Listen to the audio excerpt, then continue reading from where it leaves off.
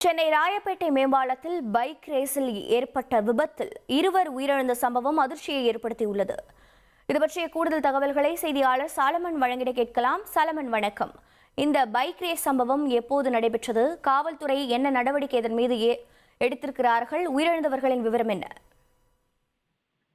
ராயப்பேட்டை பகுதியை சேர்ந்த கல்லூரி மாணவரான 19 வயது மாணவர் சுகைல் மற்றும் அவரது நண்பர் சோஹல் ஆகியோர் நேற்றிரவு ராயப்பேட்டை பீட்டர்ஸ் மேம்பாலத்துல அதிவேகமாக பைக் ரேஸ்ல ஈடுபட்டதாக கூறப்படுகிறது.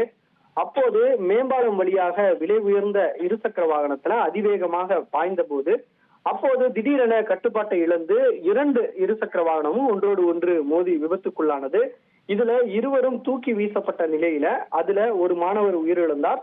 அருகில் சென்று கொண்டிருந்த எதிர் திசையில் சென்று கொண்டிருந்த மற்றொரு இருசக்கர வாகனத்தின் மீதும் இந்த விபத்துக்குள்ளான வாகனங்கள் மோதியதுல அந்த நபரும் குமரன் என்ற நபரும் சம்பவ இடத்திலேயே உயிரிழந்தார். இந்த விபத்துல மொத்தம் 2 நபர்கள் உயிரிழந்த நிலையில படுகாயங்களுடன் மற்றொரு இளைஞரான சோயல் என்பவர் மருத்துவமனையில சிகிச்சை பெற்று வருகிறார்.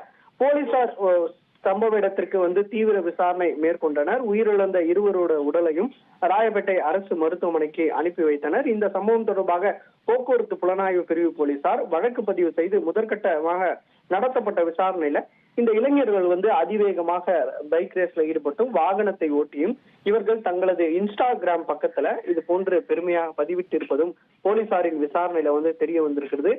மேலும் எதற்காக இவர்கள் பைக் ரேஸ்ல ஈடுபட்டார்கள், இவர்களுடன் சேர்ந்து மொத்தம் எத்தனை நபர்கள் ஈடுபட்டனர் உள்ளிட்ட பல்வேறு கோணங்கள்ல இந்த விசாரணையும் மேற்கொள்ளப்பட்டு வருகிறது. உங்களுடைய தகவல்களுக்கு நன்றி சார்.